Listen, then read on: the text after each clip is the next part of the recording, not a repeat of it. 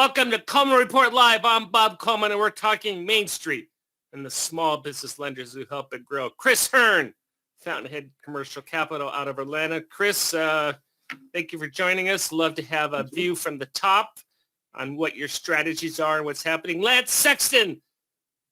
All right, since you mentioned it, I'm going to mention it. The big 6-0 today. Lance, congratulations. That's right. As Chris said, this is my 39th birthday for the 21st time. There you go. Well, congratulations. And Katie in an undisclosed location out of Washington State. So, Katie, welcome. As always, hey, we got a lot of information. Let's go to it. Let's start with the poll questions. What's happening? Is the Senate going to pass some sort of stimulus bill this week? Now, I have to tell you, we don't know, so we're sort of relying on our audience to help us out, to figure this mess out. All right, Chris, let me start with you. What do you think of those results? 34 yes, 48 no. I'm cautiously optimistic by the results here of the yeses. I think if anything happens, it's late in the week, but I think this is going to drag into next week. My personal opinion. Katie, what's your research telling you?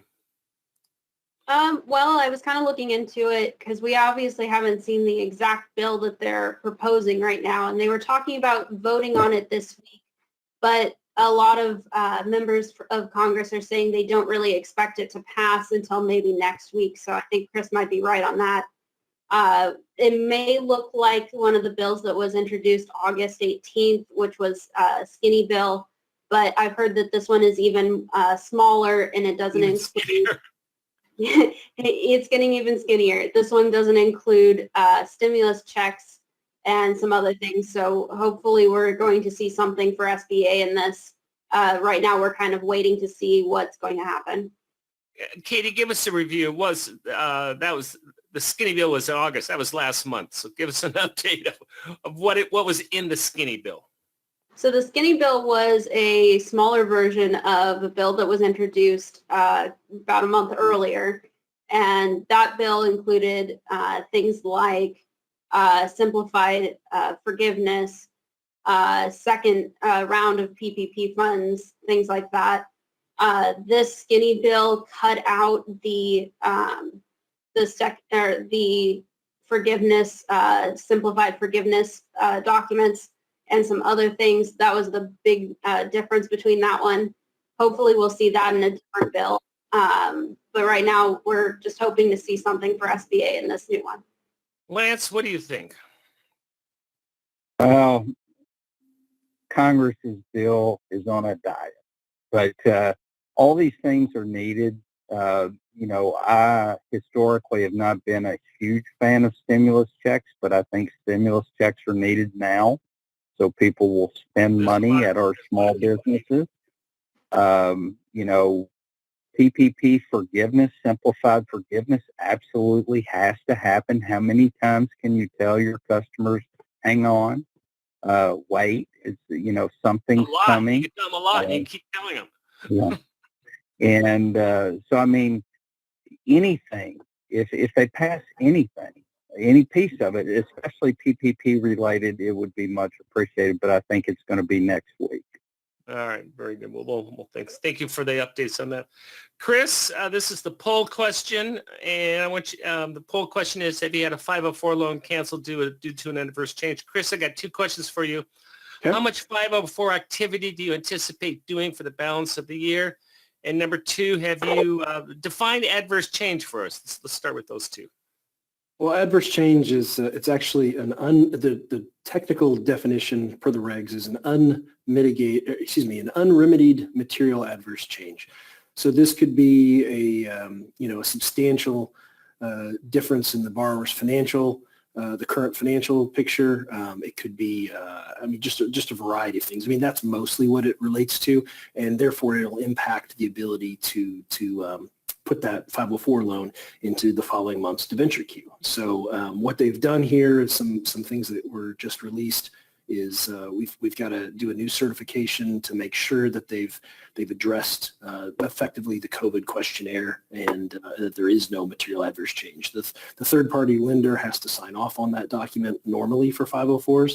So they're just basically, ratcheting up the threshold to make sure that SBA shouldn't be funding a loan that is going to go bad here very, in the near future, hopefully. That notice is attached to your handouts. Chris, Joseph, go back to the numbers. What was 6% said they've had one. What happens to those if it's an adverse change? We can't fund. Tell me what the logistics are. Well, remember what I said was that these are unremedied material adverse change. So what usually happens is the CDC and their counsel or SBA district counsel will kick it back to the lender, who then needs to go basically have a discussion with the borrower and say, let's dig into this a little further. How do we mitigate some of this if it's even possible? Usually it's a conversation between the third-party lender, the CDC, and obviously SBA is kind of in the background, and the borrower to determine if this is something that they can overcome, that they can remedy or not. I've only had a few of these in my career over a couple decades, and fortunately, give me an example. What would an example of an adverse change be? Going way back, and I guess my big lesson from this was back when SBA did not mandate effectively that lenders pull tax transcripts on every tax return that's submitted. I think this is back in 2003 maybe. One deal we didn't do that on, and it bit us a little bit because allegedly the borrowers had changed accounting firms. Of course, the tax returns are very different, the ones that we got versus the ones that the IRS got. And, we ourselves, as well as the CDC, actually believed the borrowers, and we had to make a business decision. Do we want to go ahead and fund, this 40% subordinate loan? We went ahead and did it. And actually the borrowers never were late on a payment, paid us off within 5 years, no problem. So I think it was the right decision, and we gave the benefit of the doubt to the borrower.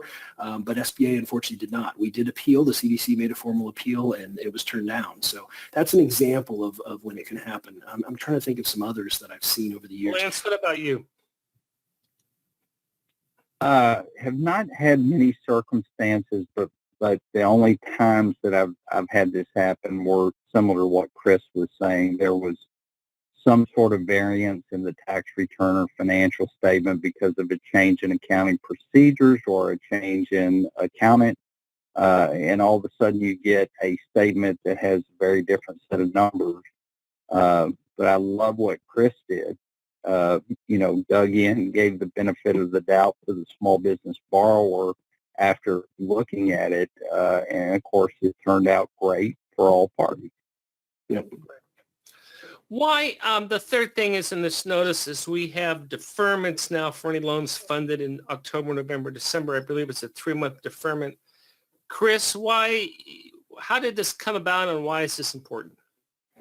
Well, again, you have the expiration later this month, effectively, of the CARES Act principal and interest payments on guaranteed SBA loans. So the portion that's guaranteed, meaning the 7As, as well as the interim, they're no longer interims, but permanent second lien loans for 504s. So with that going away, I think SBA is trying to get ahead of things a little bit and allow for a sort of expedited deferments. Normally what happens is you can do up to 2 6-month deferments in normal times with an SBA 504. Now, again, it takes coordination with the CDC and SBA to do so, and you don't do those sort of willingly very often. I mean, it's got to be a pretty solid case for it. But I think what SBA is trying to do here is recognize that there's probably not going to be, whether it's the skinny or the emaciated bill or whatever else we're going to call it. It doesn't appear that there's been much discussion or much traction about extending those P&I payments for SBA loans. So I think what you're seeing here is SBA recognizing that the environment is still pretty fragile at the moment. Who is pushing this? For the panel, who is pushing this? This has come out of SBA. Is this coming out of Congress? A particular trade organization? I guess I'm interested in the background of how something like this got implemented. I have to guess, but I suspect it's, it is coming from SBA, and my guess is it probably is coming from the trade associations pushing it. This isn't Sure. the sort of thing that the congressional folks would much get involved with. Great, Yeah. great. And I'm sorry for giving away the answer before people had a chance to vote, but yes. So anything funded will have an automatic deferment. By the way, it's a deferment. It's not a forgiveness. Right. So that's a huge difference. So Katie, let's go back to you. So you said it may be end of next week. I read this article that McConnell's Senate Majority Leader says they're going to vote on it this week. So how do we Right. how do we tie all this mess together? Right. McConnell did say that he plans on hopefully getting this vote this week, and I think they will probably try to have a vote this week. However, I have heard from various sources that it doesn't look like it'll necessarily pass with the way it's worded right now, so we'll probably see some edits before it's officially passed. Great. Any other issues with that notice, Chris, that I haven't covered that are important? The one that came out today regarding 504? I think it was pretty straightforward. There wasn't much to it. I will say, can I? You mind if I comment on this issue, the skinny bill, the keto bill, whatever we're going to call it? I think part of the problem is now that the Senate and the House are back in session, you have some folks looking at economic indicators as well. And when we had a surprise to the good last week with the employment numbers, for instance, there is a certain amount of folks out there saying, well, clearly the recovery is on track and we don't need any more stimulus.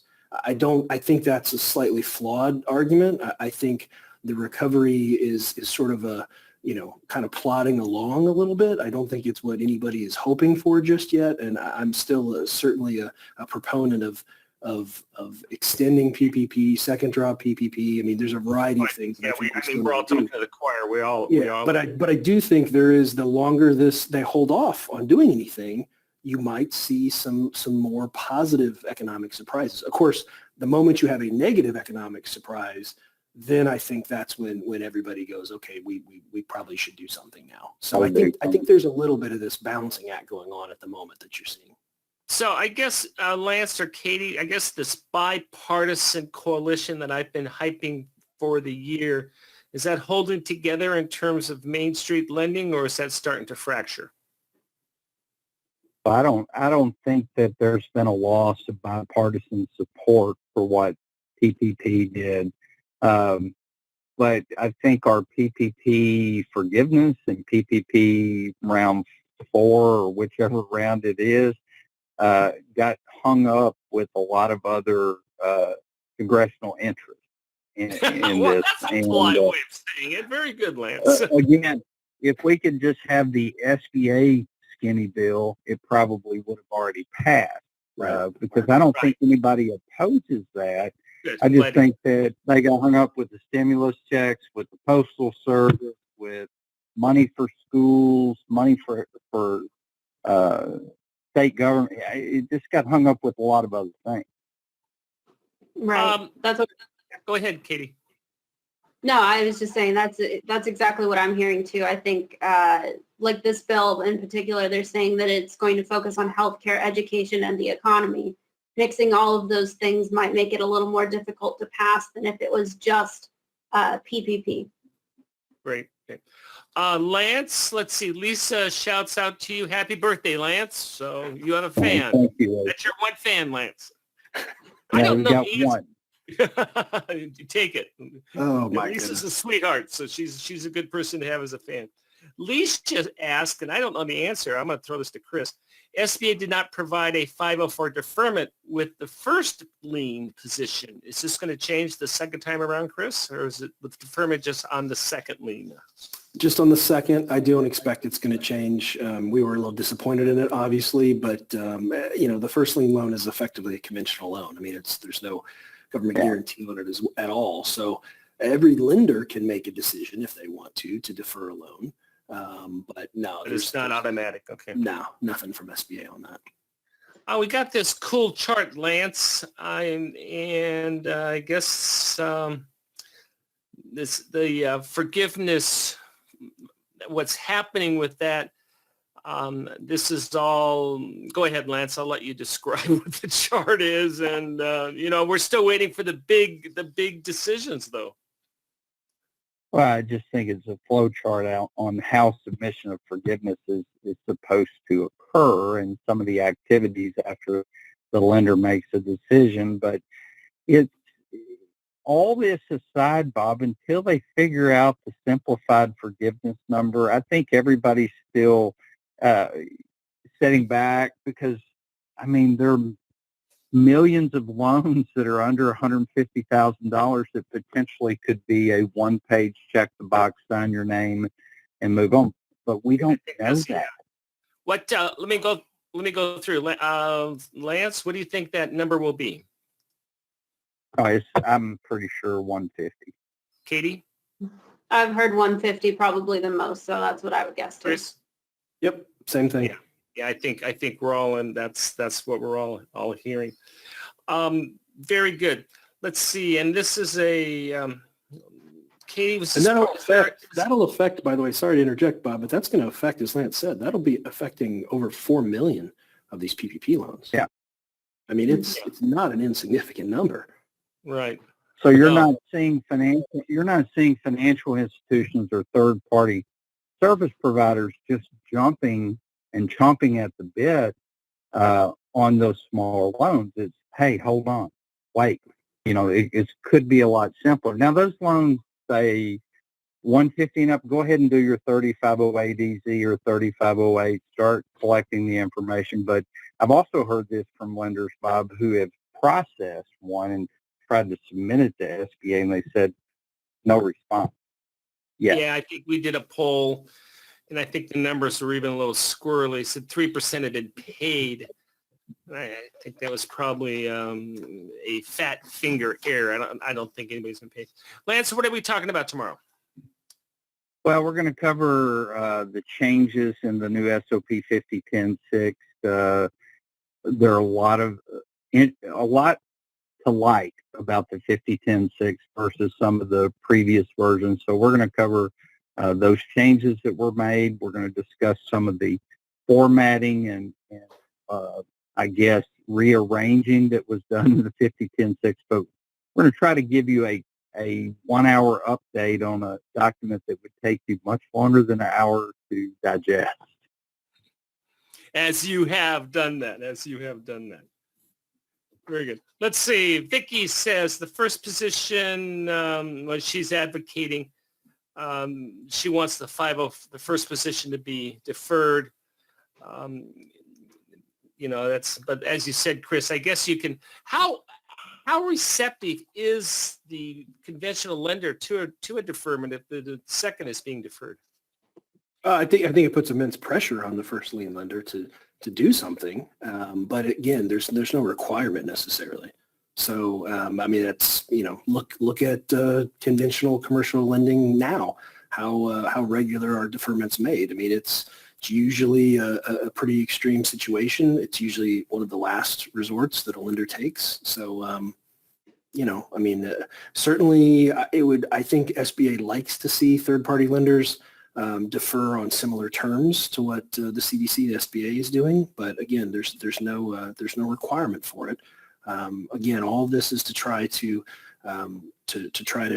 lessen the cash flow burden on the borrowers during these unprecedented times. So, a lender does not want a loan to go bad. If they can defer it for 3 or 6 months and turns out that it retains as a good loan, then I think that's a positive for everybody. Be sure to take a look at our training classes. They're being released for the fall.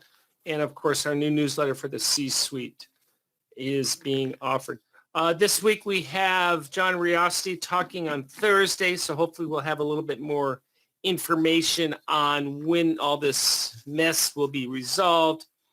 And John Winnick is going to be talking about on Friday, the impact of what's happening on the commercial real estate market. Hey, I appreciate all your time. Great numbers as always. Welcome back. I guess we're not quite officially fall according to the calendar, but it's nice to get past through Labor Day. And thanks for joining us today for Coleman Report Live and for supporting America's Main Street, one entrepreneur at a time. Have a great Good day. day.